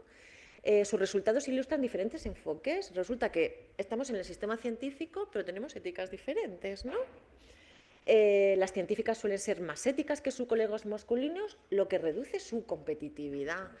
Nos deja competitivamente, si aquí uno de los criterios para promocionar es el peso, nosotras vamos a la zaga, ¿no? Pero hacemos mejor ciencia, porque desde luego llegamos solamente al 29% de mala praxis. Mientras que las físicas pierden, y esto son transcripción de los verbatines que recoge el artículo, las físicas pierden demasiado tiempo verificando sus datos y sus resultados y no son lo suficientemente asertivas como para asegurarse de que las reconozca su trabajo, los físicos describen su enfoque ético como audaces en sus afirmaciones, continuar hacia adelante a pesar de todo y ganar a toda costa. Dos visiones de la ética totalmente diferentes en el mismo modelo científico que explicaría los errores, ¿no? Errores en algún lugar, ¿no? Errores honestos. Errores honestos son pequeños errores que no modifican o que no alteran la trascendencia o el impacto de los resultados, ¿no? Como la cantidad importa en la carrera académica de nuestros homólogos masculinos, pues no verifican, no contrastan, o no le dan el tiempo que, por lo que se ve, merece, ¿no? Y nosotras es que somos poco asertivas, ¿no? No es que seamos cuidadosas, es que somos poco asertivas. Bueno, brechas y éticas en un ámbito muy desconocido, pero que desde luego debemos tener en cuenta, ¿no? Para conocer nuestro propio sistema científico y las propias barreras que el sistema científico impone desde otro lugar o desde otro ángulo a las mujeres. En tercer lugar, vamos a planificar, ¿vale? Hemos identificado cuál es la posición de las mujeres y de los hombres. En ciencia vamos a tener alguna explicación. Yo no localicé el artículo este de la visión de la ética de las físicas y los físicos. Hasta hace relativamente poco sí que sabía el dato de las revisiones abiertas, ¿no? Que es un tema de la ética en la investigación que me interesa mucho. Y no tenía el porqué, pero iba ahí con mi pepito grillo de porqué y lo he descubierto recientemente. Y planificar. Claudia Pacheco nos dice planificar acciones para revertir esa situación, ¿no? Revertir las brechas, perdonar los sesgos. Si podemos revertir los sesgos, podremos reducir esas brechas, ¿no? Y aquí tenéis el plan de acción del Ministerio, ¿no? Habitualmente la perspectiva de género, y sobre todo en la literatura internacional, algunas veces no se habla tanto de perspectiva de género, sino de ceguera al género o investigación sensible al género, que también me voy a referir de forma indistinta, ¿no? La ceguera al género es no reconocer que las mujeres y las niñas y los hombres y los niños se les adjudican roles y responsabilidades en contextos y antecedentes sociales, culturales, económicos específicos y diferentes, ¿no? Y por lo tanto, al no reconocer estas diferencias de género, los proyectos, programas y políticas, nuestra investigación no tendrá en cuenta sus necesidades y por lo tanto las consecuencias serán diferenciales. ¿Os acordáis el concepto de perspectiva de género? Evaluar es un proceso de evaluar las consecuencias. Si no tenemos en cuenta que tenemos obligaciones, responsabilidades, experiencias diferentes, no las vamos a poder introducir en nuestra investigación, en nuestra política, y por lo tanto vamos a mantener el status quo. Y mirad el ejemplo que os pongo. Los protocolos de retirada de la nieve, tendría muchos, pero es que este me parece tan evocador. Los protocolos de retirada de la nieve en Suecia, sabes que Suecia tiene unos inviernos importantes, ¿no? Con durante mucho tiempo mucha nieve, ¿no? Y con carreteras prácticamente cerradas al tránsito. Es importante, tiene una política de protocolos, ¿no? ¿Cómo van a retirar la nieve? ¿Consideráis que son ciegos o con perspectiva de género? La nieve, diríamos, ¿no? Una nieve no tiene sexo, ¿no? No habla de mujeres, ¿no? ¿Perdón? Yo pienso que debe ser ciego. ¿Sí? ¿Tienes alguna hipótesis? Por el contexto, tú eres muy lista, el contexto, yo es que muchas veces digo, como que no, a mis estudiantes no digo, pues si el contexto ya lo dice, ¿no? Pero el contexto, claro, no me parece que hayan incluido la perspectiva de género al momento de tratar con la nieve. ¿Pero por qué crees tú? Por los roles en la sociedad. ¿Y cómo afecta la nieve, los roles? Es que depende, es que no sé cómo será en Suecia, pero por ejemplo en Chile. Por ejemplo en Chile. En Chile, voy a poner un ejemplo. El ir a la escuela en las mañanas, llevar a los hijos al colegio en las mañanas, suele ser un rol que hacen las madres. Por tanto, tú vas a ver probablemente en las mañanas más madres con hijos tratando de llegar a la escuela que padres con hijos que en realidad salen de su casa y se van directo a su trabajo.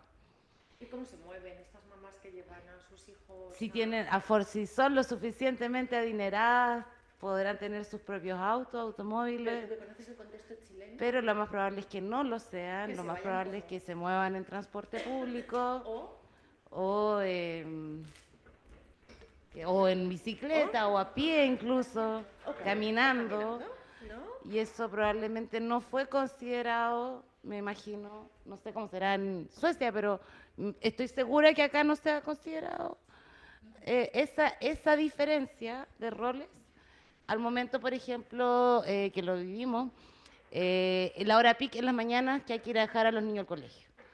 Y padres y madres tienen que entrar a la misma hora al trabajo, digamos. Pero son más las madres las que hacen el trabajo de ir a dejar a los niños al colegio que los padres. Entonces los padres no tienen las mismas dificultades que las madres para llegar a su trabajo. Y eso acá hoy día eso no tiene perspectiva, no está abordado con perspectiva de género.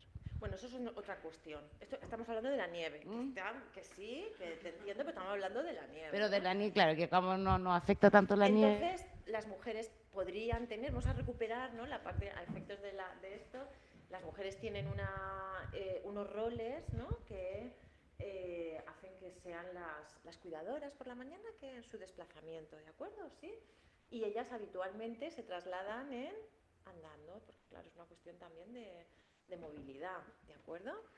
Pues efectivamente, esta otra cosa paranormal, ¿no?, del género, lo que pasa en Suecia, pues es lo mismo que pasó o que pasa en Chile, ¿no? Efectivamente, el protocolo establece que la retirada de nieve, si es una retirada, se quita la nieve en las vías de tránsito rodado. Si las mujeres se trasladan en transporte público, ya les viene bien, porque si fueran en Suecia, porque esas carreteras sí que las limpian, ¿no? Sí que retiran la nieve, pero lo que no retiraban era la nieve de las vías de acceso peatonal, ¿no?, de tránsito peatonal. Y esto no solamente es una cuestión de qué molesto es, ¿no?, que me llega la nieve, llego chorreando, el niño casi que se me hunde en la nieve, sino que aquí saltó la noticia porque se detectó que se producían más caídas con lesiones más graves para las mujeres que por los hombres, ¿no?, y que obedecía precisamente a que no retiraban la nieve del tránsito peatonal, ¿no? Por lo tanto, el gasto hospitalario se disparaba por un erróneo o ciego protocolo de retirada de nieve en Suecia, ¿de acuerdo? Es ciego, no ha evaluado las consecuencias diferenciales para las mujeres o para los hombres de algo, ¿no?, de la blanca nieve en Suecia, como en cualquier lugar, y tiene que ver efectivamente como tú señalabas, ¿no? Bueno, yo os hablo de Caroline Criada, que Mujeres Invisibles, un ensayo buenísimo, en donde hace una recopilación de estas visiones. Bueno. Solo comentarte que además del curso presencial estamos online, hay 47 personas viéndote y escuchándote atentamente y la transmisión la tenemos hasta las 5. Sí. Entonces, solo decirles a las personas que están online que la actividad va a continuar mañana y el miércoles, dejarnos invitados, independiente de que nosotros en lo presencial podamos continuar, pero para que sepan que vamos a hacer el pequeño cierre a las 5 y continuamos el día martes y miércoles. Vale. Muchas gracias. Vale. Bueno, estrategias para la inclusión. Hemos dicho igualdad es el objetivo, ya me voy acelerando. La igualdad es el objetivo, la perspectiva de género es la estrategia para llegar a ese objetivo. ¿Qué estrategias tenemos? Bueno, y aquí es cuando recupero, ¿no?, esas dos últimas conferencias internacionales sobre las mujeres que impulsa o que auspicia ONU Mujeres, ¿no? Bueno, y aquí tenéis el recorrido de esta evolución y los avances, ¿no?, y las evaluaciones que se hicieron de los planes de acción desde la primera, 1975, hasta la última, 1995, ¿no? Y ha sido una mirada, como os pongo, miradas, y esto va a tener mucho que ver en la investigación, miradas y actuaciones centradas en la mujer, y la han ido dirigiendo fundamentalmente a partir de 1985 a centradas en el género, ¿no? El género entendido como un elemento de desigualdad estructural, ¿de acuerdo? Entonces, Las primeras iniciativas lo que pretendieron fueron, en primer lugar, ¿no?, que todas las mujeres del mundo tuviéramos el reconocimiento de los derechos equiparables a los homólogos en el país, ¿no? El derecho a poder firmar un préstamo, el derecho a tener una cuenta bancaria, el derecho a casarte sin derechos, ¿no? Y fue en esta época, a finales del, sí, más o menos, ¿no?, entre 1975 y 80, donde empezaron a hacerse esas políticas de microcréditos, ¿os acordáis?, dirigidas a las mujeres. Eran iniciativas dirigidas a las mujeres. Pero nos presentamos, Naciones Unidas hace balance en 1985 y dice, caramba, con este tipo de iniciativas hemos avanzado, además, poco y no en todo el planeta. Sin suprimir este tipo de iniciativas que van a ser muy necesarias, por ejemplo, los protocolos de acoso en las universidades son medidas dirigidas, políticas dirigidas exclusivamente o mayoritariamente a las mujeres, con las ramificaciones que luego se puedan dar. Hay que sumar otro tipo de iniciativas, ¿no? Y surge el concepto de transversalización, que viene de la mano de la desigualdad. Las mujeres no son el problema, ¿no?, es la desigualdad estructural que podemos identificar en cualquier parcela de la vida, ¿no? El sistema sexo-género, todo coincide, esa dimensión, ese conocimiento, ¿no?, esa epistemología feminista va nutriendo las políticas públicas, ¿no?, de la que desde luego somos deudoras. Y en 1985 se plantan y dicen, caramba, hay que hacer estrategias. Vamos a seguir con estas iniciativas centradas en las mujeres, pero vamos a iniciar otra vía que atienda no solamente a las unidades de igualdad específicas, a los ministerios específicos, sino, bueno, pues al Ministerio de Cambio Climático, pues al Ministerio de Economía, pues al Ministerio, a todas las áreas, reconociendo que hay una desigualdad estructural y que el problema no es solamente las mujeres, ¿de acuerdo? Entonces, en 1985 surgen los instrumentos que hoy más utilizamos, por ejemplo, los informes de impacto de género se desarrollan teóricamente y conceptualmente en 1985, el enfoque de mainstreaming se desarrolla en 1985, se enuncia, pero es verdad que fue en 1995, con todo ese bagaje anterior de la década precedente, cuando ya empiezan a ver los instrumentos más tangibles, más prácticos, ¿no? De ahí vienen mis definiciones viejitas, ¿no?, de igualdad, de perspectiva de género, de ese momento. Bueno, ¿y todo esto cómo afecta al sistema científico? Vais a ver que ha vivido la misma evolución, ¿no? Yo veo el sistema científico con tres pilares, ¿no? Actualmente las políticas de igualdad centradas o desarrolladas en las universidades tienen tres frentes. En primer lugar, se va a centrar en las mujeres. Nos preocupa a nivel de país, a nivel de universidades, contar con más participación de mujeres en el sistema científico por algunas razones que por muchas, y algunas os las voy a compartir, ¿no?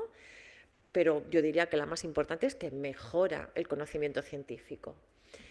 En segundo lugar, el género en la cultura científica, ¿no? En primer lugar, nos dimos cuenta que esta fue la primera iniciativa, ¿no? Ay, perdonad, la primera... Es que tengo puntero y no me funciona aquí, pero bueno, el primero es centrar en las mujeres, como os decía, hasta 1985 en estos encuentros internacionales. Después nos damos cuenta que el problema no son las mujeres, o no es suficiente, que el problema es estructural, es de la cultura científica, ¿de acuerdo? Surge el segundo pilar. Ay, genial. Mil gracias. El segundo pilar. Y después está el más actual, el más reciente, y el objeto del curso, ¿no?, que es el género en los resultados de la ciencia. Son tres pilares que actualmente no es que nos centremos en uno, ¿no?, aunque algunas veces sí, ¿no?, pero la idea es poder desarrollar estos tres pilares. Estos dos segundos son los que verdaderamente se ha centrado esa perspectiva de transversalización, ¿no? Y este es el puntual o dirigido. Hoy hablamos del enfoque dual de la perspectiva de género. En las universidades desarrollamos políticas centradas o iniciativas, estrategias centradas en las mujeres para reducir esas brechas y esos sesgos de género, pero también desarrollamos iniciativas basadas en la transversalización. ¿de acuerdo? Y esto va a ser importante, la fortaleza de las políticas va allá. Yo soy contraria de la implementación de, por ejemplo, los programas de mentorización dirigidos a las mujeres. Porque el mensaje que subyace es el problema lo tenemos las mujeres, ¿no? Como que necesitan ayudar, como que tenemos que acompañarlas en el proceso. No digo que no haya que hacerlo, crear redes, ¿no? son tremendamente importantes. La investigación, no hay evidencia empírica que los programas de mentoría generen un efecto positivo en la permanencia y la continuidad de las mujeres en la ciencia. Lo que sí sabemos es que genera entornos más agradables de trabajo para las mujeres, ¿no? Y no garantiza la permanencia porque hay problemas estructurales. Entonces, un programa de mentoría sin atender a estas cuestiones es como un tío, como digo, tener un tío en Albacete que no tienes tío, no tienes nada, ¿no? Bueno, quisiera hablaros, me quedan 5 minutos, ¿vale? Y esta ha sido la evolución que hemos vivido en Europa, ¿no? En mi universidad y en España. Y por lo que veo también, en cierto modo, por la que estáis transitando las universidades chilenas. Hay una política centrada en las mujeres, como os decía, y esa crítica de que no es suficiente. Y hoy Europa, nuestros países, los Estados miembros, hablamos de el enfoque de cambio estructural. Vamos a ver qué es lo que pasa en los procesos de evaluación en la cultura científica para eludir y formar en sesgos de género, ¿no? ¿De acuerdo? Y vamos a mirar cómo estamos haciendo la producción del conocimiento de nuestra ciencia para eludir, ¿no? El sistema, los sesgos de género y, en todo caso, para pensar cómo la producción de nuestro conocimiento puede contribuir al desarrollo de mejores sociedades, ¿de acuerdo? Que ese es el objetivo de la igualdad de género, ¿de acuerdo? Bueno, este es este giro que ha dado. Y el enfoque transversal, bueno, vuelvo a una definición antigüita, nos habla es la reorganización, ¿no? Es reorganicemos mejora, desarrollo y evaluación de los procesos de política dirigidos a incluir la perspectiva de género, ¿no? En todos los niveles y en todas las etapas. Por eso la crítica no es que yo no hago investigación de mujeres, ¿no? Pensando en el tema y en el contenido no es suficiente, porque en una perspectiva transversal todo empieza con el planteamiento, con la idea original, ¿no? La idea original o que da origen a nuestra investigación. Por lo tanto, el mainstreaming es un proceso de reorganización y de mejora. Para mí es un indicador de calidad, de hecho. Bueno, que obviamente los dos rasgos más característicos es la transversalización en todas las etapas. Aquí hablamos del contenido de la investigación y la centralidad, ¿no? Situar los intereses, las necesidades y prioridades de mujeres y hombres en el centro de nuestra investigación, ¿de acuerdo? Bueno, y lo más genial de todo esto, y quizás el elemento cualitativo más significativo, es que ahora hay una fuerza en donde convergen iniciativas que hasta hace relativamente poco iban cada uno corriendo su guerra, ¿no? Por un lado tenemos a los gobiernos, por otro lado tenemos a las revistas, por otro lado tenemos a las universidades que se miran y dicen, ahora sí, ahora ya contamos con evidencia que muestra que en este camino tenemos que ir juntos, ¿no? Y se han producido reformas importantes en el sistema científico de publicación, en los gobiernos y en la financiación, ¿no? Es decir, un cambio estructural que Nature, ¿no?, recogía como la mejor ciencia. No estamos hablando de hablemos de género, hablemos de mujeres. Estamos hablando de incluir la perspectiva de género en todas las áreas de conocimiento para mejorar el propio sistema científico, ¿no? Y aquí, bueno, voy a hablaros mucho de este artículo, bueno, mucho, algo, para mí es el más mejor, quizás después de estos 20 años, en donde la Universidad de Stanford particularmente viene trabajando con desarrollos de innovación de género. Bueno, pues publicaba el equipo de Cara Tamenbauer en 2019 en Nature una joya de artículo, está en abierto, lo vais a tener en las referencias, muy evocador, presenta una hoja de ruta muy sencilla, muy simplificada, de lo mejor que para mí se ha escrito sobre qué es esto de incluir el sistema sexo-género, ¿no? Está genial, pero sobre todo es la forma con la que lo presenta, ¿no? Dice, presentamos el trabajo, ¿no?, para reflexionar sobre el potencial de análisis del sexo-género para fomentar el descubrimiento científico, mejorar la eficiencia experimental y permitir la igualdad social. Es el primer artículo que expresamente yo leía, ¿no? Que lo vinculara con este objetivo de igualdad de género, con este principio jurídico internacional.